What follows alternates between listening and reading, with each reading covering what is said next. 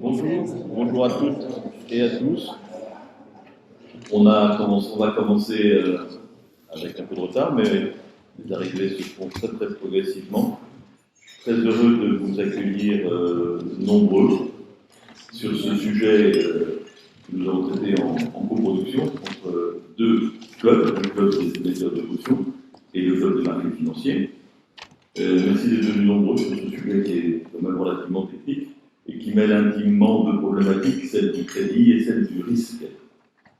Pour ce qui concerne la garantie des crédits, le club des émetteurs de caution a déjà eu l'occasion d'organiser une manifestation dans cette salle ici pour présenter les cautionnements des crédits de manière individuelle, des crédits immobiliers spécifiquement français, au travers notamment de l'intervention du président de Crédit Logement. Ce que nous allons examiner ce matin, c'est la manière dont le risque là va être couvert, non pas au niveau individuel, mais au niveau d'un portefeuille, au niveau d'un ensemble de créances, donc dans le bilan de la banque. La titrisation en Europe, après avoir connu une période de ralentissement et de perte de confiance suite à la crise de 2008, a repris des couleurs très vives, puisque en 2023, le montant global titrisé de façon traditionnelle se monte à 200 milliards, et le montant titrisé de manière synthétique, comme on le verra tout à l'heure, se monte également à 200 milliards en 2023, UK compris. Je vous parle des chiffres européens UK compris. Donc ce matin, on va aborder le sujet de deux manières. D'abord, l'évolution du contexte réglementaire, et ensuite au travers des témoignages de trois utilisateurs de cette technique de la titrisation. On a prévu de laisser une place importante, une demi-heure à la fin pour vos questions, étant donné la technicité du sujet. Je pense qu'on ne peut pas traiter tous les aspects, donc je pense qu'il est important, si vous avez des questions, que vous me posiez, de façon à ce qu'on explique les problèmes qui vous concernent et qui vous intéressent plus particulièrement. Voilà, je voudrais laisser la parole donc à Marie-Agnès, qui va vous présenter chacun des intervenants et qui va se charger donc de la modération des débats. Merci Philippe. Alors, en effet, ce sujet, comme Philippe l'a souligné, est technique. C'est pour ça que nous avons un panel qui permettra, je pense, à la fois de répondre aux questions et de voir les différents volets de la titrisation. Alors, en effet, on est à peu près 15 ans après la crise des subprimes, donc depuis, il y a eu des réglementations aussi qui ont essayé justement de faire en sorte qu'on puisse financer autrement que par le crédit bancaire, même si dans beaucoup d'opérations de titrisation, il y a quand même une banque à un moment donné qui fait un crédit qui ensuite est transféré à un organe de titrisation, mais pas seulement, puisqu'on a depuis justement les quelques réglementations sorties depuis cette période, des fonds qui eux-mêmes peuvent finalement octroyer des crédits sans avoir besoin d'un établissement de crédit. Donc c'est une manière aussi une petite brèche dans le monopole bancaire quelque part.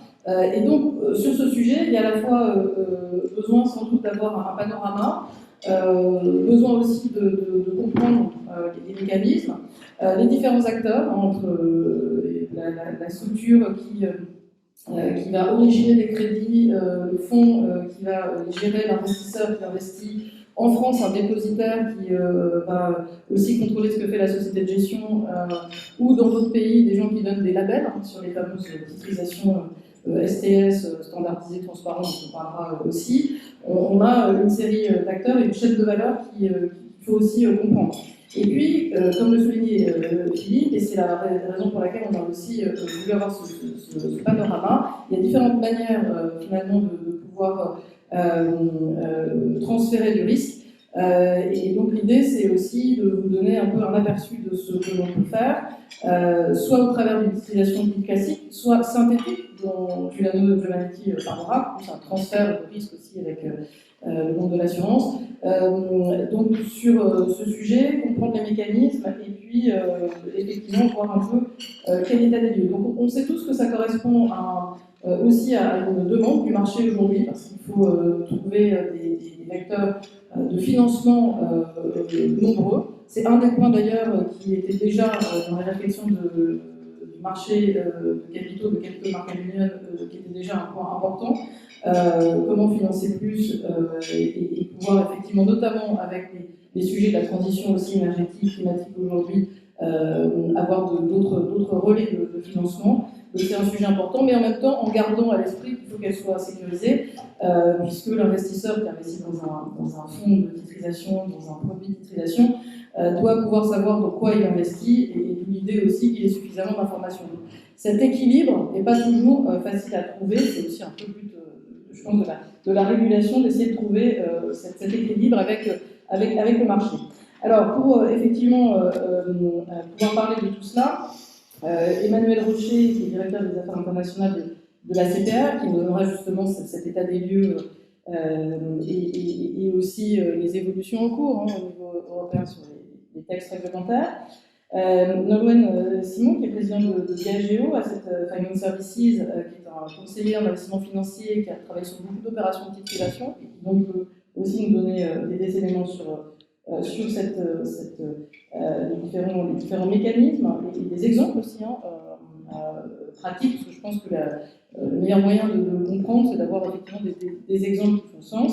Gabriel Tissot, qui est chargé des affaires réglementaires chez BNP Paribas, qui là est du côté justement de la banque, qui origine peut-être aussi, BNP étant un grand groupe, il y a des différentes facettes aussi des aspects de titrisation, et Giuliano Giovanetti, qui est managing director de Granular Investment, qui justement s'occupe de titrisation dite synthétique, donc il va nous expliquer ce que c'est. Donc je vais peut-être laisser la parole tout de suite à Emmanuel Rocher pour justement cet état des lieux et les perspectives réglementaires. Alors,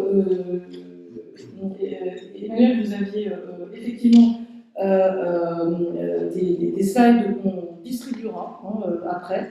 On n'a pas projeté dans cette salle, ce n'était pas prévu, mais en revanche, on vous enverra la présentation pour toutes les personnes présentes. Je vous laisse la parole. Merci Marie-Agnès. Donc merci de m'avoir invité pour présenter un peu les positions, l'analyse en fait de la CPR sur ce sujet sensible de la titrisation. Donc si vous voulez, je structurerai mon propos en 3 points. Je pense que c'est important de repartir du cadre réglementaire tel qu'il s'applique aujourd'hui. Je parlerai ensuite un petit peu des données sur le marché lui-même, quel est un peu le diagnostic qu'on peut faire depuis maintenant plus d'une dizaine d'années de mise en œuvre du cadre réglementaire actuel. Et puis je vous donnerai aussi un certain nombre d'éléments de perspective sur l'évolution des dispositions réglementaires internationales et européennes et la façon dont on les analyse à la CPR. Alors, si on regarde le cadre réglementaire qui s'applique aujourd'hui aux opérations de titrisation, il y a 2 niveaux, bien sûr, un niveau international et puis le niveau européen. Sur le niveau international, c'est un standard du comité de Bâle qui a été adopté en 2014. Il faut se rappeler un peu, se remémorer ce qu'était ou comment était perçue la titrisation pour bien comprendre pourquoi on a ce cadre aujourd'hui en place. Ce qu'était la titrisation juste après la crise financière de 2007-2008. Je ne vous cache pas que si on se remet un peu en arrière, la titrisation, à l'époque, elle était quand même vouée aux gémonies. Donc je ne vais pas vous refaire la genèse de la précédente grande crise financière, mais ça a quand même été, pendant un certain nombre d'années, un mot qui était un peu banni. Donc on part de là, quand même. Du coup, c'était clair qu'au niveau des régulateurs internationaux, l'objectif, après 2008, c'était de rebâtir un cadre en matière de titrisation qui soit solide, qui permette d'assainir le marché.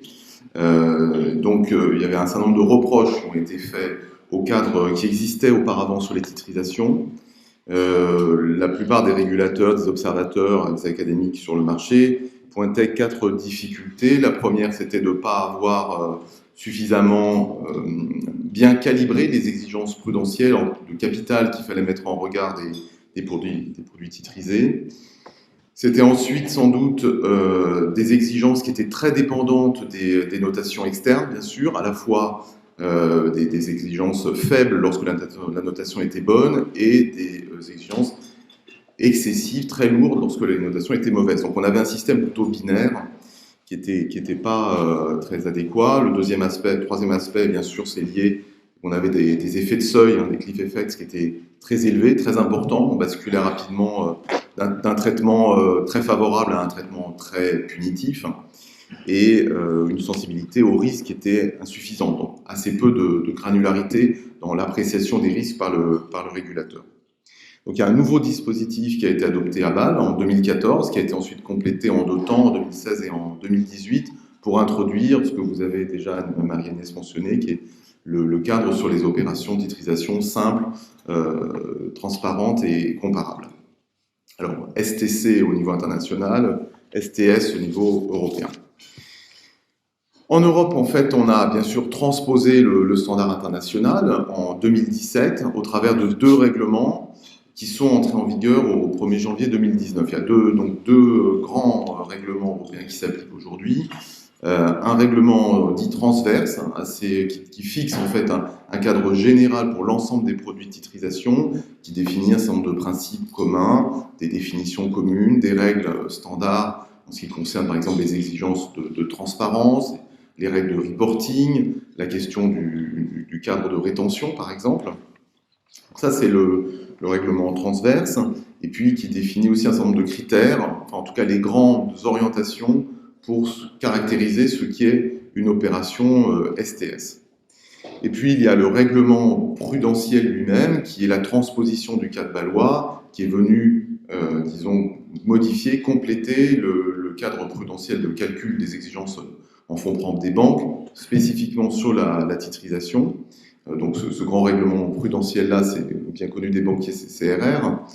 Et donc, il y a des dispositions spécifiques, un chapitre titrisation dédié. Et c'est ce cadre-là qui s'applique en Europe et qui prévoit aussi des dispositions spécifiques pour le traitement des expositions sur des titrisations STS. Alors si on regarde, alors je ne peux pas vous présenter les slides que j'ai, mais vous les regarderez plus tard, si on avait, disons, sous les yeux le diagnostic de ce qu'est le marché de la titrisation aujourd'hui en Europe, on verrait une évolution assez nette depuis 2008. On s'est appuyé, vous verrez dans les sacs qui vous seront partagés, on s'est appuyé sur un document qui a été publié en 2021 par le mécanisme européen de stabilité, qui fait une présentation synthétique et très exhaustive de ce qu'est le marché européen par rapport au marché américain au cours des 15 dernières années. Ce qu'on voit très clairement, si on prend en compte l'ensemble des opérations de titrisation européennes et américaines, c'est-à-dire si bien des opérations placées totalement dans le marché ou des opérations conservées ou retenues, aussi bien titrisation publique, privée.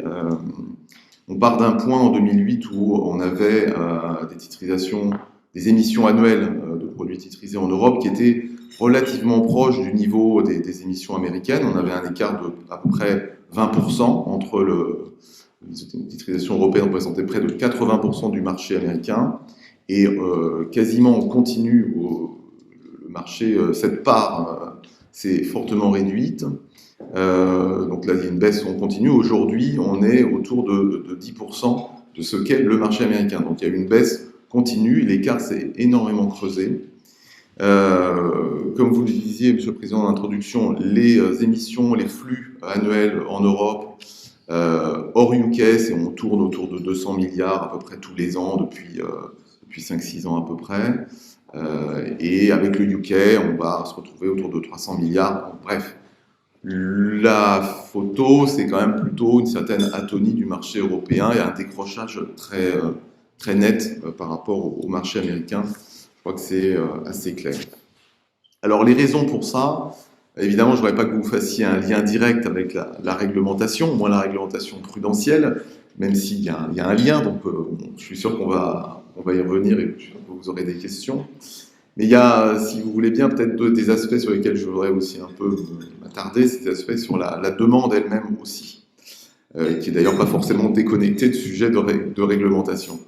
Il y a un point qui est important, il me semble, sur le marché européen, lorsqu'on le compare avec le marché américain, qui n'est pas forcément non plus totalement nouveau, mais qui est quand même un élément important du paysage, c'est la place des obligations de garantie, les covered bonds en Europe, qui est un dispositif, un système qui est quand même très utilisé par les acteurs financiers européens, et qui, sur un certain nombre de segments de marché, sur un certain nombre d'actifs sous-jacents, est bien sûr un instrument très dominant.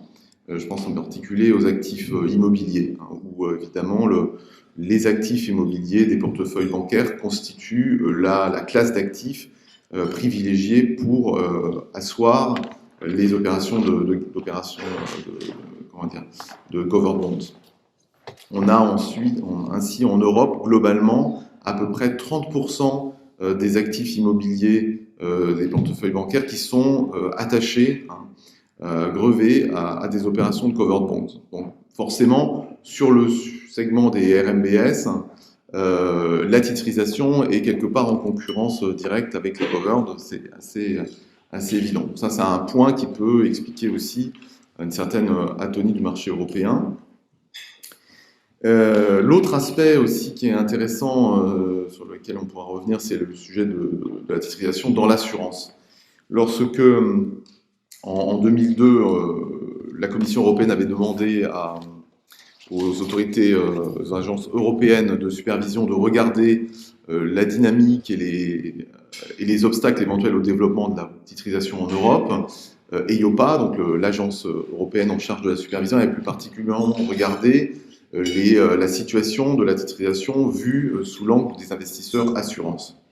Et là, ce qui est assez clair, donc il y a un questionnaire qui avait été adressé à une centaine d'assureurs européens. C'était un questionnaire de juillet 2022, adressé à 98 entreprises d'assurance. Et le résultat est assez probant. Le résultat, c'est qu'on a environ seulement 12% des répondants, on va dire des grands assureurs et réassureurs européens, qui ont répondu qu'ils étaient investisseurs sur le marché de la titrisation.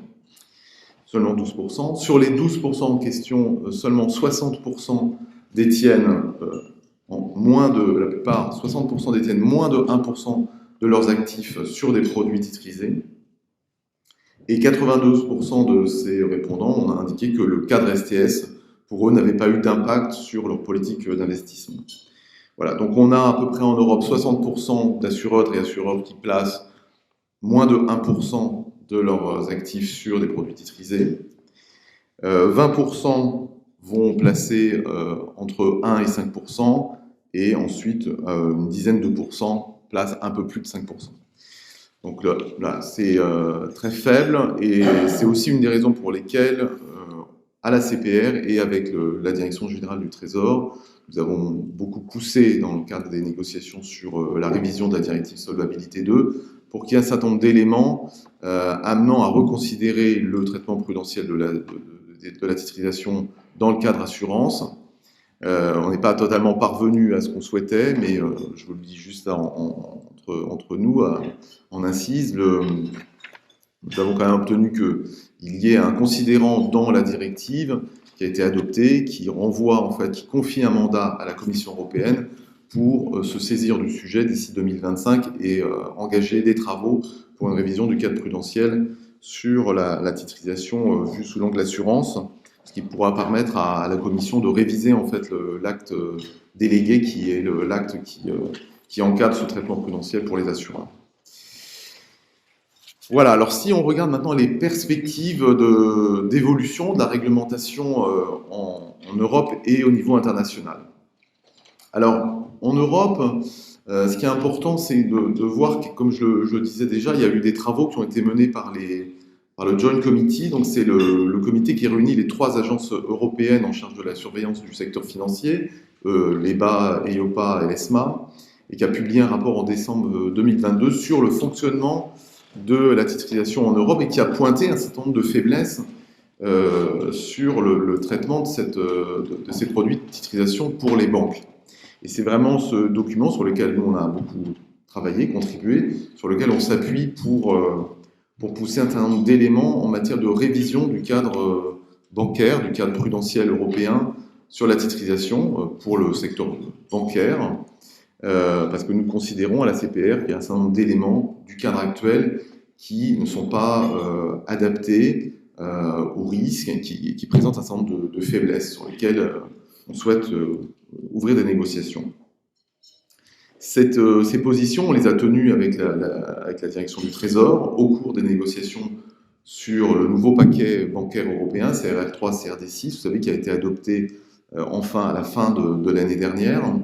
Et ce nouveau cadre qui va s'appliquer, il n'a pas changé fondamentalement le cadre de la titrisation. En revanche, il a prévu 2 éléments intéressants, je pense, pour les prochaines années, qui ouvrent en tout cas une perspective de travail sur ce sujet. Il y a deux points. Le premier, c'est le fait qu'au Parlement européen, il y a eu un amendement assez connu des acteurs qui a été déposé et retenu par le Parlement européen, qui est l'amendement déposé par le député Gilles Boyer, qui prévoit des choses importantes pour les opérateurs bancaires, à savoir un recalibrage temporaire de ce qui est l'élément clé du traitement prudentiel de la titrisation. On ne peut pas rentrer trop dans la technique, c'est le fameux facteur P, de non-neutralité des exigences prudentielles vis-à-vis du traitement prudentiel des actifs sous-jacents.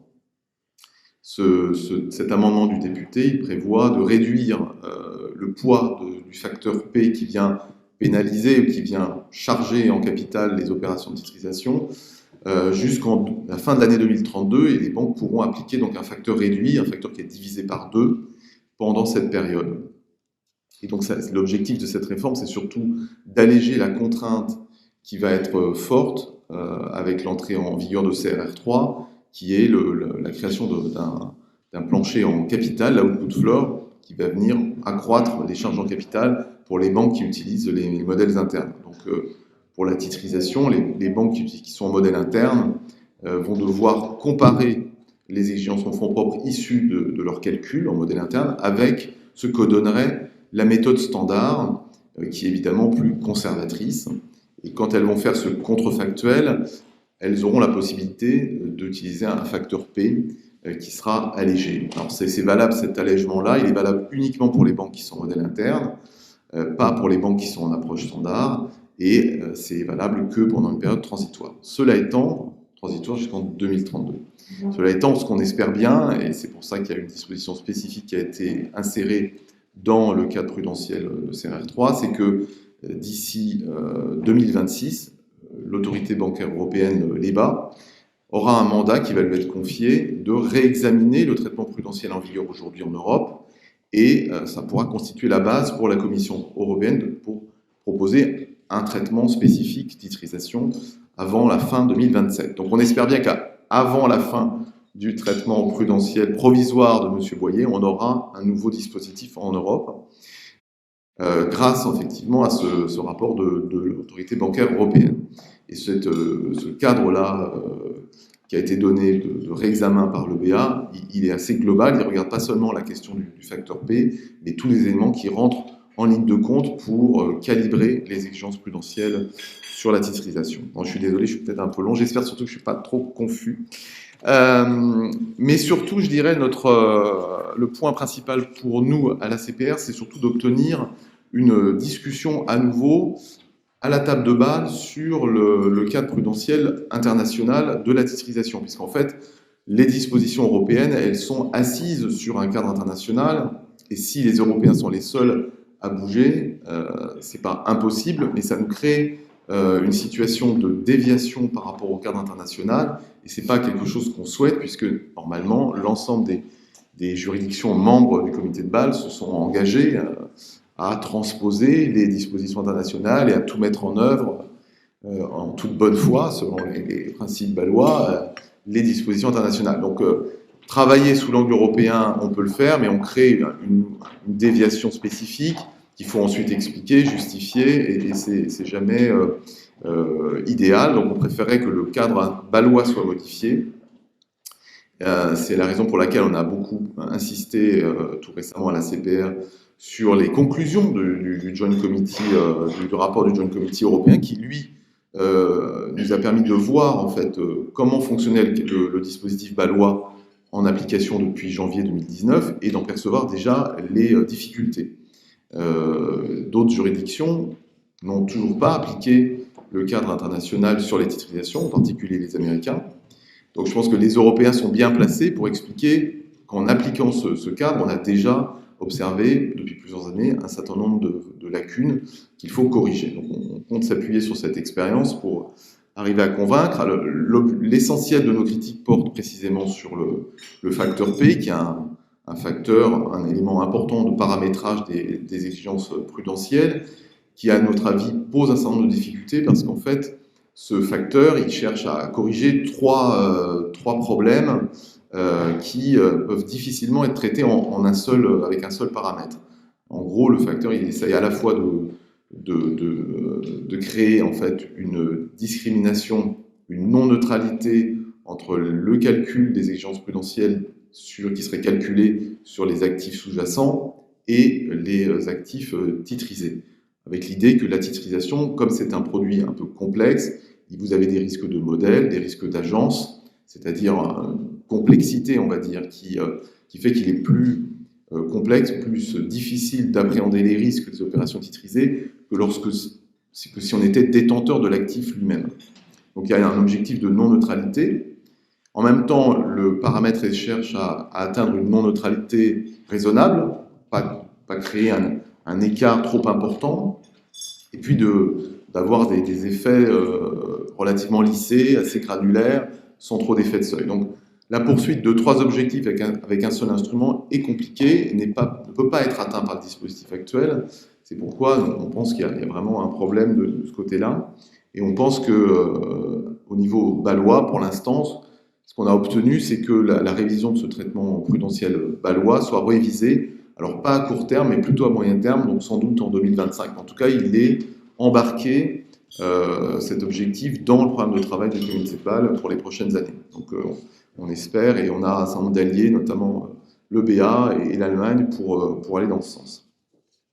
Je vais maintenant assez rapidement terminer, je ne veux pas rester trop long, je voulais juste vous indiquer 3 derniers éléments dans la photo un petit peu de ce que font les autres juridictions sur ce sujet. Comme je commençais déjà à l'indiquer, les Américains n'avaient pas transposé le dispositif bâlois. Là, ils l'ont annoncé en juillet 2023 avec la proposition de transposition de l'accord de Bâle 3.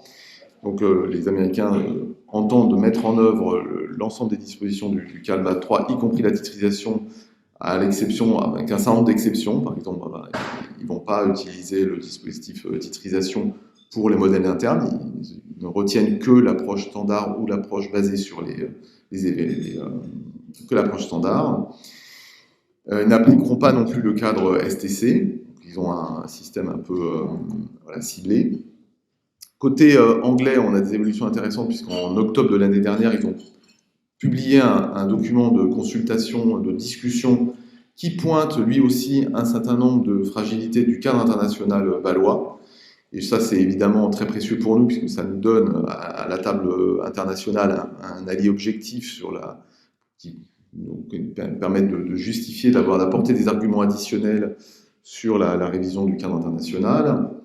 Et puis, dernier élément, il y a des travaux sur la titrisation qui sont menés au niveau du FSB et qui sont relativement intéressants parce que le FSB regarde en fait l'impact des réformes qui ont été introduites à la suite de la grande crise financière de 2008 et il regarde son impact non seulement sur les enjeux de stabilité financière, est-ce que les réformes ont permis, oui ou non, de corriger et d'assurer une meilleure stabilité financière.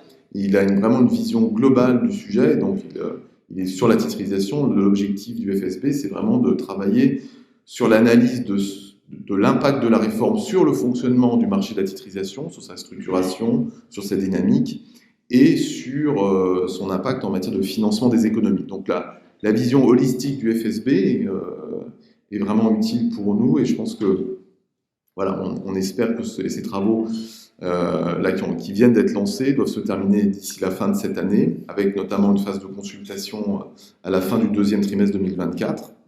D'ailleurs, si vous suivez ces travaux-là, il y a une consultation publique, donc en fait tous les acteurs du monde financier peuvent parfaitement y répondre, et je ne ferai que vous inviter à le faire. Et nous, on contribue à ce travail-là pour essayer de pousser aussi à une réouverture du cadre international assurance et banque sur la titrisation. Merci. Merci beaucoup Emmanuel pour cette mise en perspective des évolutions réglementaires. Et du coup, je pense qu'on va, dans la première question, peut-être essayer d'évoquer justement, alors vous en avez un petit peu parlé, les objectifs finalement de la titrisation. Vous avez parlé notamment des mécanismes de type coverbond qui permettent d'assurer justement de la liquidité pour les banques. Alors certaines opérations de titrisation d'ailleurs sont aussi faites pour ça parfois, parce que certaines dites déconsolidantes permettent d'alléger vos bilans, mais dans certains cas, comme on redonne de la garantie aux investisseurs derrière, l'établissement qui transfère garde le risque. Donc il y a différentes, finalement, manières de titriser pour différents objectifs, soit effectivement avoir de la liquidité, soit effectivement pouvoir avoir un allègement donc des fonds propres nécessaires pour pouvoir continuer à financer. Du coup, sur cette première question qui est liée finalement aux objectifs de la titrisation, je commencerai peut-être par donner la parole à Gabriel. Merci Marie-Agnès. Merci Marie-Agnès. Donc sur les objectifs de la titrisation, on va dire qu'il y en aura 3 essentiellement, qui se divisent en 2. Donc il y a le funding, donc obtenir du financement d'une part, et transférer du risque d'autre part, sachant que l'un n'est pas exclusif de l'autre. Je voudrais juste revenir un instant, c'est l'intérêt, je pense, d'une table ronde, c'est donc on a eu un tour d'horizon impartial qui vient d'être fait, très complet. BNP Paribas, je suis intéressé.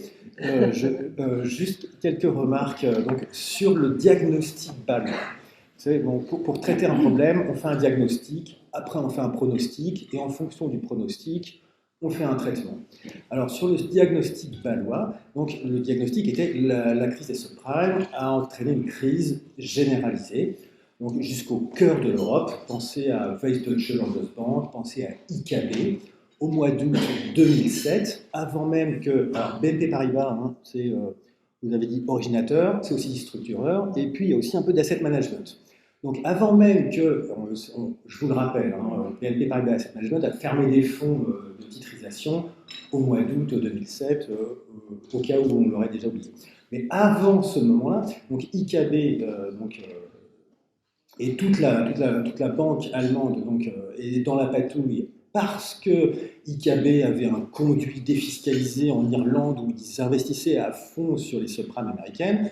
Donc les subprimes créent une crise mondiale, le comité de Bâle se réunit et va donc dire plus jamais les subprimes. Et donc on peut penser, moi je pense par exemple que le comité de Bâle a pris une partie pour le tout, qui a considéré que la titrisation générale était un problème, et on sait, alors, comme si toute la titrisation du monde était un problème, alors qu'un segment spécifique a été un problème pour tout le monde, mais toute la titrisation n'était pas un problème. On a les statistiques, la Structured Finance en Europe, le taux de défaut entre 2007 et 2013, c'est 1,5%. Les migrations de rating de la titrisation européenne font meilleure figure que les corporates européens ou même que les souverains européens à la même période, hein, on se souvient, la crise du franc, etc. En revanche, la Structured Finance américaine, elle, c'était 18,5% de taux de défaut. Et alors, donc la réaction de Bâle, c'est plus jamais de subprime. Les problèmes ont été cités, hein. Non-neutralité, le risque d'agence, il y a des conflits d'intérêts. Le modèle américain, les prêts américains, c'est originate to distribute, ça c'était la crise des subprimes. Les prêts américains, donc ce qu'il y a au collatéral, c'est des prêts qu'on appelle single recourse, c'est-à-dire je fais un mortgage sur ma maison, je mets ma maison donc en garantie. Si je fais défaut sur le prêt, à ce moment-là, si la valeur, le montant de ma dette est supérieur à la valeur de ma maison, je peux laisser les clés de ma maison sur la porte, dire à mon créancier récupère la maison et moi continuer à vivre. Donc, c'est-à-dire, j'habite dans ma voiture parce que c'est très important pour chercher du boulot, et mon créancier ne peut se saisir que de la seule maison. Ça veut dire que dans une titrisation de ce type aux États-Unis, on est exposé sur des prêts, d'où l'importance du disclosure sur les prêts. Inversement, avant 2000, la titrisation européenne, c'était essentiellement une titrisation d'origine bancaire, et là, on est exposé sur un débiteur full recourse. Si je fais défaut sur mon emprunt immobilier, mon créancier peut se saisir de tout. J'ai des huissiers chez moi qui prennent tout sauf une table et quelques chaises. C'est une énorme différence en termes de conflit d'intérêts et, si vous voulez, donc le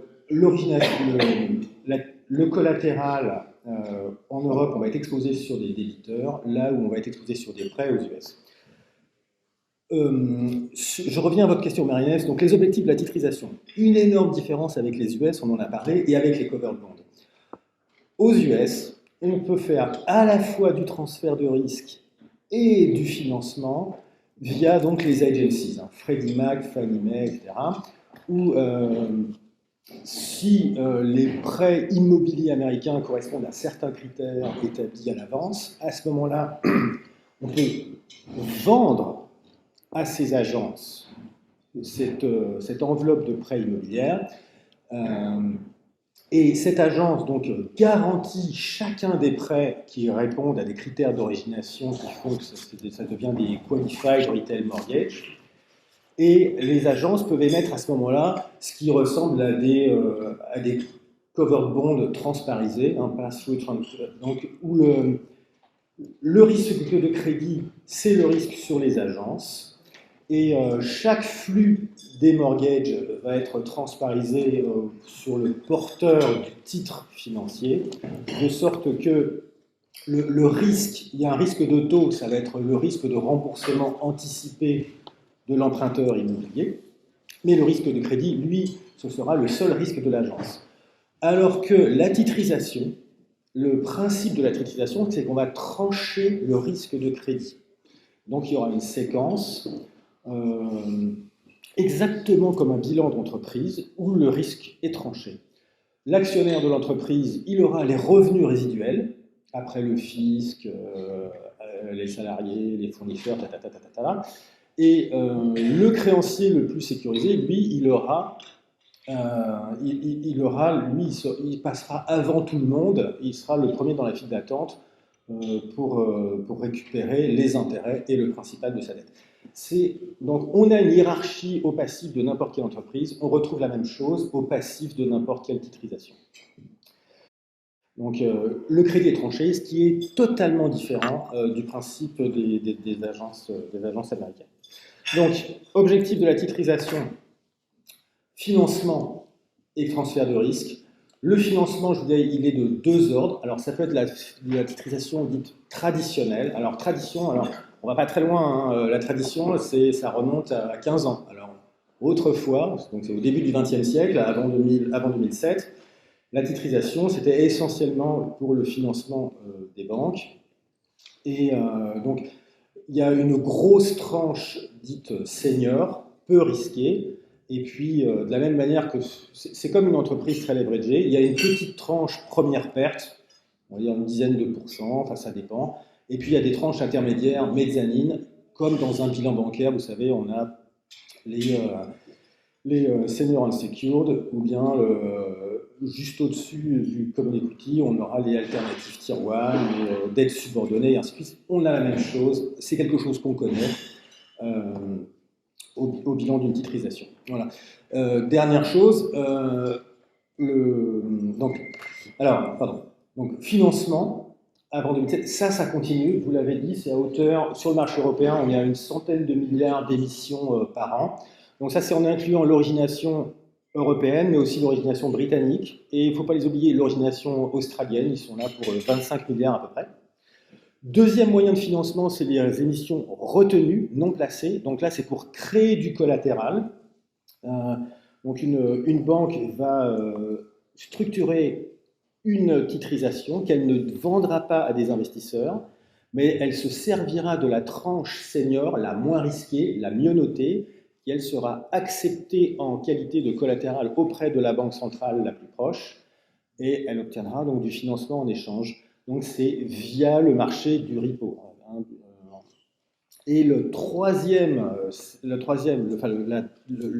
de risque, lui, il peut se faire anecdotiquement en même temps que le financement, mais sur le marché européen, c'est de plus en plus par de la titrisation synthétique. Alors la synthétique, les ordres de grandeur, hein, on n'est pas loin de 200 milliards. Alors, contrairement à la titrisation traditionnelle, il n'y a pas de transfert d'actifs.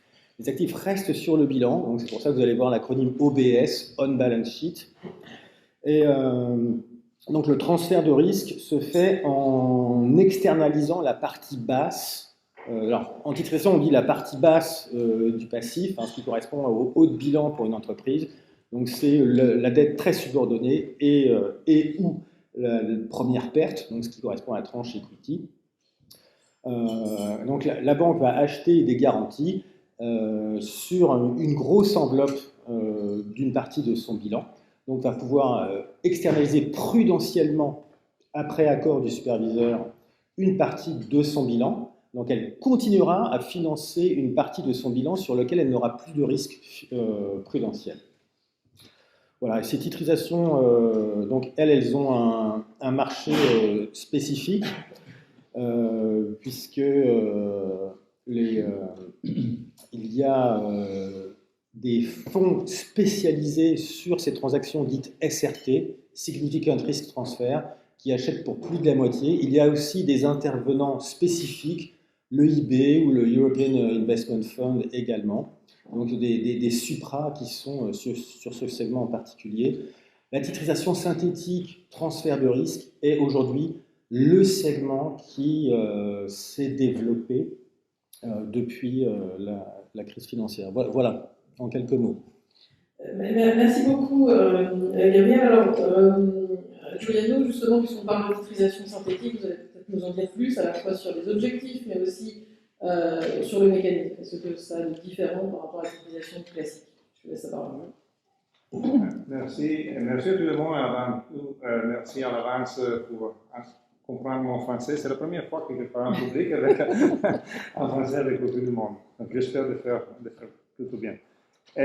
Oui, donc, on a parlé de deux objectifs principaux de la titrisation, soit le funding, donc la ressource financière, et de l'autre côté, le transfert du risque, en particulier du risque de crédit. Et ça se fait normalement à travers de la titrisation synthétique où les actifs restent sur le bilan de la banque et on parle exclusivement d'un transfert du risque qui est fait à niveau de modèle Excel. On calcule les pertes, on va les attribuer aux différentes tranches à partir de la plus junior, la plus risquée et suivre aux tranches différentes jusqu'à la plus protégée. Donc, dans ce monde-là, les objectifs de transfert de risque sont particulièrement le risque de crédit. Mais dans le monde bancaire, le risque de crédit représente 85% du total du risque de capital absorbé. Donc, c'est pour ça qu'on a beaucoup de concentration d'attention sur le risque de crédit. Et dans le transfert de la titrisation synthétique, combien de risque est alloué et combien de capital est alloué à la tranche la plus risquée? Ça, c'est une question de définition. Il y a des modèles compliqués mathématiques, mais on n'a pas toujours la certainté. Et c'est pour ça que les régulateurs ont dépendu beaucoup d'efforts, d'énergie à déterminer ça fait combien qu'on doit transférer, combien on se doit baser sur des modèles internes ou avec des modèles de notation des agences à l'extérieur. Et on a vu dans le passé que les agences de notation ont fait des erreurs très graves. Et c'est pour ça qu'on a toujours ce débat à niveau de reliability, de confiance sur ce modèle et sur ce niveau de transfert. Mais à la fin, tout le monde est convaincu que si on a transféré beaucoup de risques sur la portion la plus risquée, la banque aussi doit obtenir un bénéfice à niveau de réduction de capital. Et aujourd'hui, ce qui manque aux banques, c'est plutôt le capital que non la liquidité. Je dois dire jusqu'à aujourd'hui, parce qu'on avait une politique économique, macroéconomique très légère, avec beaucoup de liquidités. On va voir dans les années prochaines si ça se maintiendra comme ça, avec les taux d'intérêt plus élevés. Mais jusqu'à maintenant, le problème pour les banques était toujours sur le niveau de capital. Ce transfert de risque, comme disait Gabriel, c'est normalement fait avec des fonds d'investissement, mais aussi, et ça sont des transferts de risque collatéralisés, c'est un produit d'investissement où si je transfère risque sur 100 millions de protection, ça veut dire que jusqu'à 100 millions de pertes seront protégées par ce fonds. Les fonds, au début de l'opération, donnent 100 millions à la banque. Ils disent, ici le montant, et à la fin de l'opération, si vous n'avez pas eu de pertes, vous restituez 100 millions. Si vous avez eu des pertes, on va restituer moins que ça. Ça, c'est le risque pour les investisseurs. Ça s'appelle en titrisation synthétique avec funded. Par contre, on peut aussi aller avec des sociétés d'assurance et obtenir une garantie. Et avec une garantie, on n'a pas besoin d'obtenir de l'argent au début. On peut obtenir une garantie et à la fin de l'opération ou pendant l'opération, chaque fois qu'il y a une perte, l'assuré, comme dans le marché de l'assurance, il va payer la protection en échange d'une prime de protection. Donc ça, c'est le modèle en particulier. Pourquoi l'assurance est importante? L'assurance est importante parce que dans le monde de l'assurance, il y a beaucoup de fonds propres, plus ou moins 1 trilliard dans l'Union européenne, dans le monde de l'assurance non-vie. Et de ça, plus ou moins 1% est utilisé dans le monde du crédit. Donc, il y a beaucoup de ressources dans une industrie d'assurance qui est très bien capitalisée et qui ne sont pas utilisées dans le monde du crédit. Donc, ce que nous faisons, en particulier avec notre compagnie, c'est d'organiser des opérations de titrisation synthétique pour le transfert de risque du crédit du monde bancaire, où 85% du total de capital, c'est dans le risque du crédit, vers le monde de l'assurance, où seulement 1% c'est dans le risque du crédit. Je m'arrête ici.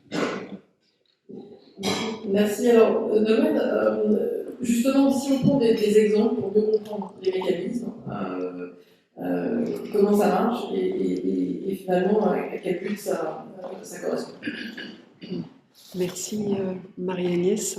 Je peux peut-être vous donner un exemple d'opération qui a été faite avant la crise financière et puis vous expliquer comment aujourd'hui finalement ces opérations elles se perpétuent sous une autre forme. On a eu donc des opérations de titrisation de stocks de champagne donc, qui ont permis à des entreprises de financer leur stock. Alors c'est des opérations qui consistaient, j'en ai donc celle que nous avions montée, à finalement avoir une société propriétaire qui détienne les stocks de bouteilles sur latte. Et puis on est allé voir les agences de notation et puis on leur a dit est-ce qu'on peut faire noter une opération comme celle-là. Donc il y avait eu une opération Marley Champagne précédemment, donc c'était la deuxième du marché, et les agences de notation et nous-mêmes en tant qu'arrangeurs, en fait on est devenus un peu aguerris à tout ce qui peut consolider, tout ce qui peut constituer la solidité d'une opération comme celle-là. Alors la résultante, c'est que le financement a été noté en 2 tranches, triple B et A, et l'entreprise était par ailleurs notée simple B. Donc à cette occasion, on a collectivement appris que les stocks, donc un actif de la société, pouvait avoir une valeur de crédit supérieure à l'entreprise elle-même. Et pourquoi ? Alors, comment ça s'est un peu organisé ? Il y a d'abord en fait, l'actif lui-même, est-ce qu'il est vendable ? En fait, oui. Le terroir est petit. La réglementation champenoise est extrêmement stricte. Il y a une protection de la marque. Il y a des manières de faire tout à fait communes avec une vraie discipline du CIVC qui est orchestrée par les maisons de champagne. Il y a un marché semi-organisé des bouteilles sur latte qui fait que, en fait, une bouteille en deuxième fermentation sans étiquette, elle peut aussi être cédée à une autre maison avec des règles extrêmement précises qui en confirment la qualité. Donc en conclusion, avec une opération qui était surcollatéralisée en bouteille, puisqu'il y avait plus de valeur de bouteille que de valeur de montant du financement. Et ça se fait assez bien parce que finalement, au fur et à mesure du temps, c'est aussi un actif qui s'apprécie. Donc en conclusion, toute cette réflexion a convergé vers un mode de financement tout à fait inédit et sécurisé pour les investisseurs. Alors, je rebondis sur ce que Gabriel exprimait tout à l'heure, et puis également Emmanuel, c'est qu'on a un vrai apport intellectuel à l'analyse du risque qui a été apporté par le monde de la titrisation.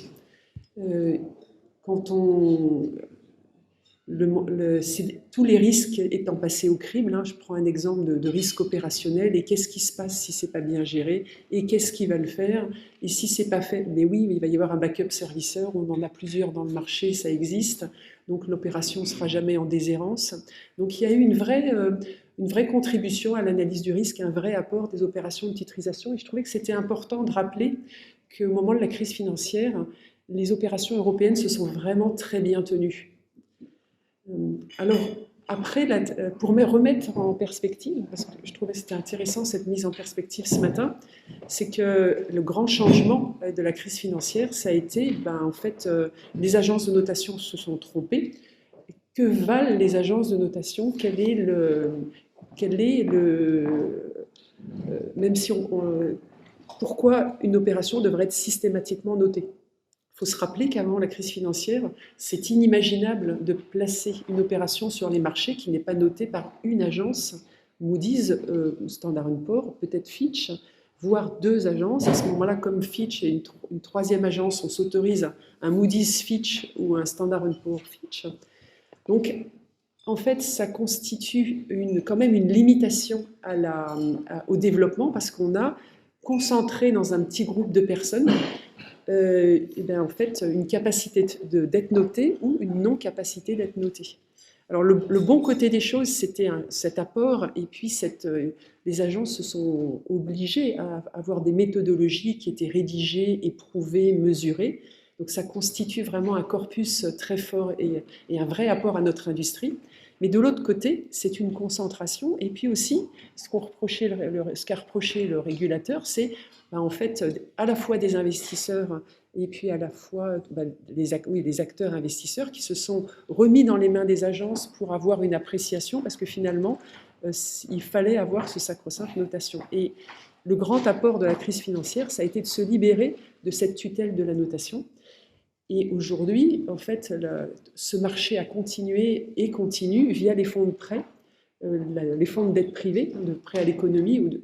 Et aujourd'hui, on fait des opérations de financement de stock non notés avec des méthodologies sur lesquelles les investisseurs font confiance. Et en fait, on a aussi libéré toute une créativité. Donc cet exemple de titrisation de stock de champagne, je trouvais qu'il est une bonne illustration d'à la fois comment la titrisation sert l'économie et à la fois comment elle a énormément apporté dans son corpus et sa construction à l'analyse des risques. Merci Nolan. Alors, il y a des choses que tu évoques qui effectivement sont importantes. C'est d'abord le type d'actifs. On a parlé effectivement des actifs immobiliers qui aujourd'hui, c'est une partie qui peut rentrer dans le cadre de ce qui est titrisé. Mais on peut aussi avoir des actifs beaucoup plus granulaires, des créances commerciales, voire du crédit conso aussi. On n'a pas la même qualité, ni la même forcément appréhension pour un investisseur. On l'avait vu effectivement crise des subprimes. Plus difficile dans certains cas, dans certains types d'actifs, d'aller voir la qualité de ce qui est dans un fonds de titrisation.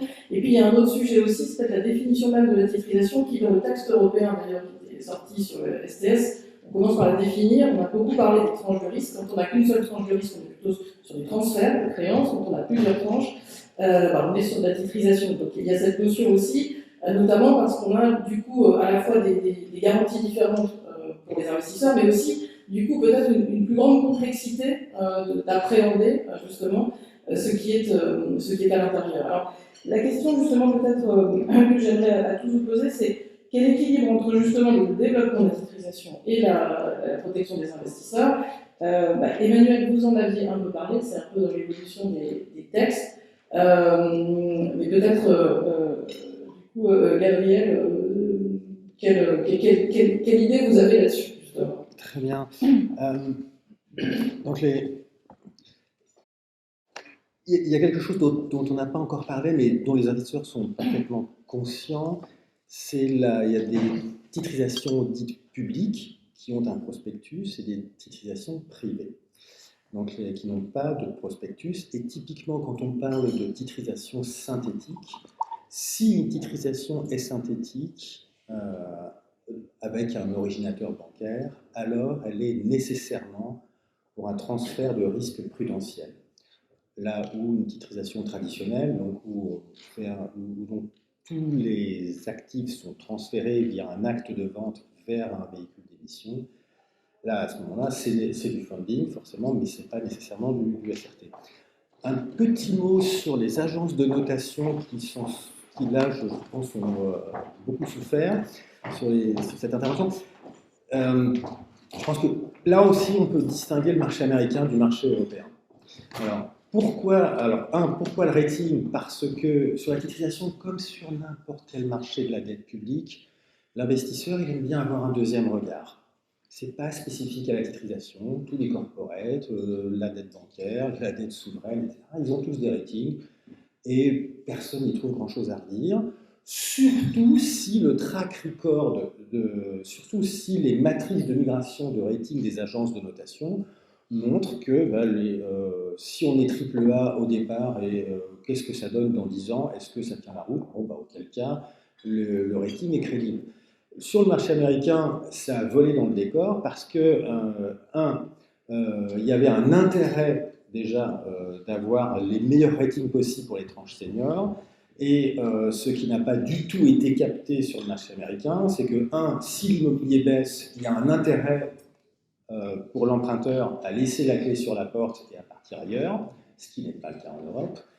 Et deux, il y a une corrélation qui a été largement sous-estimée aux US, puisqu'aux US, on disait j'ai une diversification géographique, ce qui se passe en Floride ne se passera pas à San Francisco.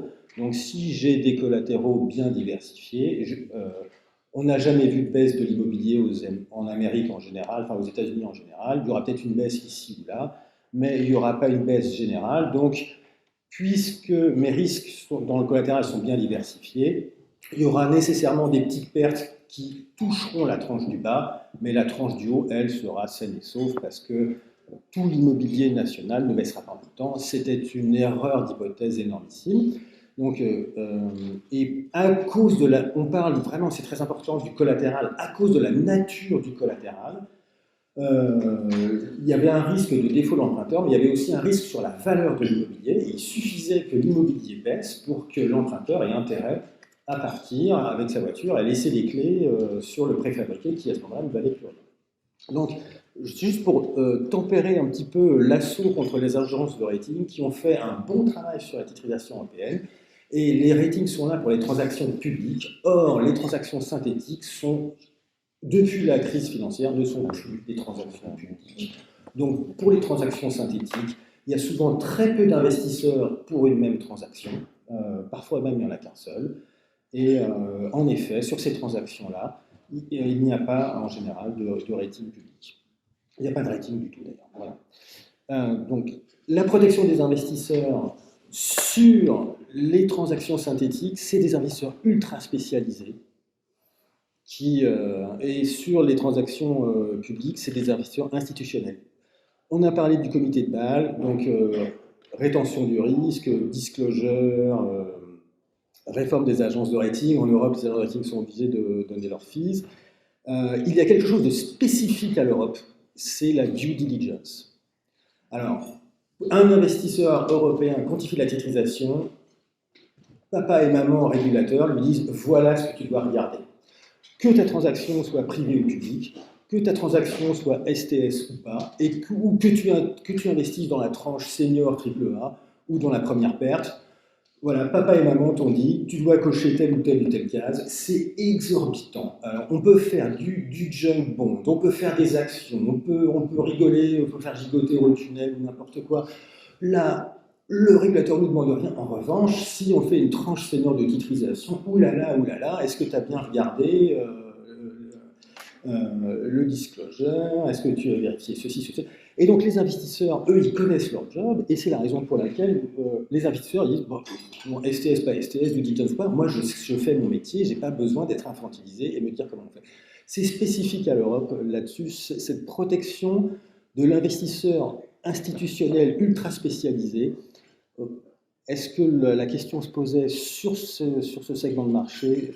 J'en étais pas sûr. Bon, Emmanuel, je pense que vous avez peut-être de distraction par rapport à... Merci Gabriel. Je m'y attendais un peu. Non, mais pour répondre à votre question, Marie-Agnès, sur le triptyque des objectifs à la fois stabilité financière, maîtrise des risques, appui au développement du marché, et puis protection des investisseurs. Oui, c'est vrai que après la grande crise financière de 2008, l'objectif il a été poussé très loin sur la régulation du marché de la titrisation. Je ne ferai pas de commentaires sur le fait de savoir si on a poussé le curseur trop loin ou pas, mais en tout cas, cet objectif-là de stabilité financière, de maîtrise des risques, il a été atteint. Peut-être qu'on est allé au-delà de ce qui était souhaité, puisque de fait, la titrisation américaine a continué à se développer fort.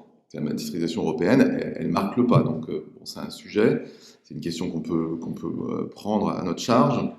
Et la protection de l'investisseur aussi, on est allé très loin. Et ça, je ne pense pas qu'on puisse non plus en contester le bien fondé. Il y a beaucoup d'exigences très fortes. Là, je quitte mon terrain prudentiel pour parler plutôt de toutes les règles sur les exigences de transparence. Il y a effectivement des obligations fortes de transparence, de diffusion d'informations auprès de l'ESMA, auprès de la Banque Centrale Européenne, par exemple, pour un certain nombre d'opérations de titrisation SRT. Donc ça va très loin. Il y a des exigences très fortes sur les due diligence, comme vous l'avez dit, Gabriel. Et ça rejoint aussi un petit peu ce que disait Nwalon sur le fait que maintenant, je ne sais pas si les investisseurs avaient besoin d'être pris par la main par papa et maman, mais je ne crois pas qu'en tout cas l'objectif soit mauvais en soi, c'est-à-dire d'obliger les investisseurs non plus à s'appuyer mécaniquement, ce qui était quand même un peu le cas avant, sur les notations externes, mais conduire une évaluation propre, et la réglementation l'exige, c'est pas une réglementation ACPR, c'est une réglementation AMF, etc., qui exige que les investisseurs s'approprient la structure de l'opération et conduisent leur propre analyse du risque, de la façon dont l'opération est structurée, etc., pour apprécier voilà, le risque qu'ils prennent. Donc, c'est là pour le coup, c'est vrai qu'on a cherché à s'affranchir au maximum des notations externes. Je pense qu'il y a des bénéfices assez forts. Et puis tout ce qui concerne la rétention du risque aussi, puisque l'opération de titrisation, il doit y avoir pour l'originateur une part qui est conservée.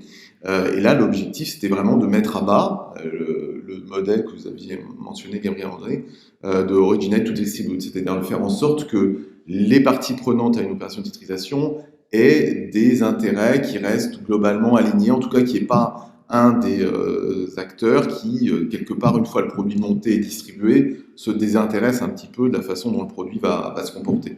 Avec le fait d'avoir une tranche qui est conservée, il y a une obligation, il y a une prise d'intérêt dans l'opération, dans le fait que cette opération se développera de manière satisfaisante, en tout cas de manière prévisible. En tout cas, ce qui est clair, c'est que pour ce qui est aussi d'un objectif de développement du marché, ça c'est vrai que c'est un objectif plus difficile à prendre pour un régulateur. Je crois que la Commission, en revanche, elle est bien dans son rôle, elle a bien intégré cette dimension-là. La titrisation, malgré tout, c'est vraiment partie intégrante de ce projet stratégique en faveur de l'Union des marchés de capitaux. C'est un objectif qui est plus compliqué et le régulateur se trouve toujours dans un jeu un peu à devoir jouer un jeu d'équilibriste entre d'un côté la maîtrise des risques, la stabilité financière dont je parlais, la bonne information délivrée aux investisseurs et puis aussi garder ou continuer d'accompagner une dynamique de marché. C'est un jeu subtil et complexe. On est sans doute effectivement pas arrivé pleinement. Merci. Giuliano, pour les utilisations synthétiques que vous connaissez, quels sont par contre les types de créances ou d'actifs justement sur lesquels les assureurs ont de l'appétit ou sur lesquels justement ils peuvent aussi finalement réussir à maîtriser le risque? Oui. Donc, je dois dire que cet univers d'assets qui sont sécurisables et accessibles pour les assurés va grandir chaque jour. Donc, on a commencé sur les marchés les plus faciles à comprendre, qui était celle de prêt hypothécaire. Ça, c'était bien connu dans le monde de l'assurance parce qu'il y a un grand marché du prêt hypothécaire protégé par l'assurance dans les États-Unis, dans l'Australie et même dans l'Europe. Donc, il y avait beaucoup de données et de confiance dans ces produits. Mais avec les années, on est passé soit au crédit corporate, un peu à la consommation, en particulier auto, et même aussi dans les commercial real estate. Je ne sais pas comment le traduire, mais c'est les immeubles commerciaux. Et aussi les infrastructurelles, c'est une des questions très importantes aujourd'hui dans le contexte de la transition verte, où il y a beaucoup à faire. L'assurance a des spécificités par rapport à les fonds d'investissement, parce que les fonds d'investissement, normalement, ont une vie de 7-10 ans. Donc, la plus grande partie d'eux sont concentrés sur des opérations qui vont terminer dans 5-10 ans. Quand on parle des opérations de titrisation synthétique sur des portefeuilles d'infrastructures, les sous-jacents peuvent être quelque chose qui va durer 20 ans, 30 ans. Donc, là-bas, le monde de l'assurance a beaucoup plus de flexibilité pour couvrir des durées à plus long terme. Ça, c'est notre raison pour laquelle, par exemple, le prêt hypothécaire, qui normalement a 15, 20, 25 ans de durée, c'est mieux conforme à la nature de l'assurance qui n'ont pas des fonds d'investissement. Ok. Et Nolwenn, ton avis là-dessus peut-être aussi, puisque toi tu as plutôt des opérations sur lesquelles sont des fonds d'investissement et des fonds de titrisation en fait, qui investissent. Donc comment vois-tu aussi peut-être l'équilibre ou les choses à faire pour améliorer les opérations et avoir cet équilibre aussi entre sécurité d'un côté et puis développement de la titrisation? Je crois que la question était bien posée parce que la protection des investisseurs, c'est vraiment au cœur du marché de la titrisation. Et peut-être, il y a titrisation, mais il y a peut-être, on devrait aussi faire une petite extension à transfert de risque auprès du marché. Parce que titrisation, encore une fois, maintenant c'est très défini, c'est noté par une agence. Mais en fait, il y a du transfert de risque au-delà de la notation par une agence. Et j'avais envie de vous donner un exemple français. Ce sont les opérations qui ont été faites par CCRE. C'est un transfert de risque de réassurance sur un portefeuille dommage mondial, donc catastrophe. Et pour soutenir le dynamisme du portefeuille et de la croissance de CCRE, CCR a eu comme idée de titriser les risques auprès d'investisseurs. Et la manière dont ça a été fait, donc c'est un fonds commun de titrisation français, il est transféré au fonds commun de titrisation en proportionnel une partie des risques. Alors selon les années, le pourcentage diffère. Je crois que c'était la semaine dernière dans la GFI, ils indiquaient 20%. Et l'avantage pour CCRE, ça a été immédiatement une augmentation de leur capacité de réassurance. Donc ça leur a permis de mieux servir l'économie, de mieux servir leurs clients dans un contexte où la réassurance CatNat, de dommages catastrophes, elle est quand même rare en fait.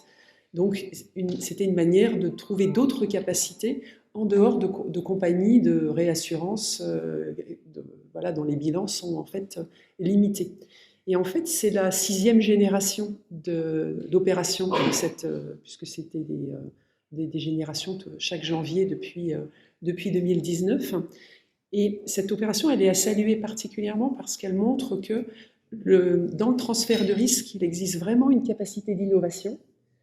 Et puis, qu'en fait, ces opérations, vraiment fondamentalement, pour rebondir sur ce qui était exprimé tout au début, c'est vraiment des opérations qui servent l'économie, qui doivent être encouragées. Et ce qui est particulier dans cette opération, c'est que c'est la 6e génération avec des investisseurs extrêmement fidèles depuis 6 ans, il y en a maintenant. Et en fait, ça montre aussi que pour une entreprise qui titrise et qui en fait s'appuie sur ce marché, sur ce transfert de risque pour se développer, la fidélité, la communication avec les investisseurs est fondamentale et on reboucle sur la protection de l'investisseur parce qu'un investisseur protégé qui comprend bien son risque et qui a été rémunéré, il sera fidèle et donc on a bien une augmentation de capacité et les marchés jouent leur rôle de pouvoir donner du supplément, du plus. Merci pour cette présentation intéressante, Olivier Champagne. consultant indépendant. Je ferai quelques remarques et par rapport à mes remarques, j'attends vos réactions. J'ai une longue vie par rapport à la titrisation. J'ai participé à la réflexion sur la création de la carte, la caisse autonome de refinancement en 87, qui était la première expérience de titrisation en France.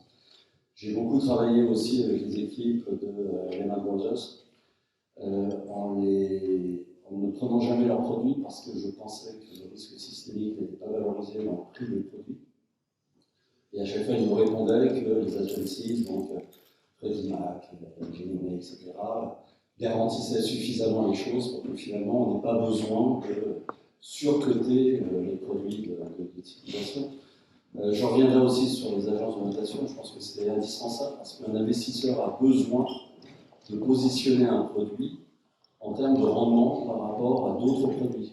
Ces produits de titrisation sont concurrentiels avec d'autres supports, donc il y a besoin de toute manière de noter ces produits. Et je pense que les agences, la première erreur qui a été commise par les agences, c'est de confondre l'émetteur et le sous-jacent, tout simplement. C'est une erreur, on va dire, de pratiquement débutant. Le dernier point, c'est que il me semble qu'en France, on a beaucoup de mal avec les produits de titrisation parce que, malheureusement, quand on regarde le rendement des produits, finalement, on accepte un transfert de risque, un transfert de crédit, etc., et on paye la structuration du produit. Aux États-Unis, quand on investit dans un produit de titrisation, on a une marge positive. Et donc, on a un intérêt, en tant qu'investisseur, à aller sur le produit.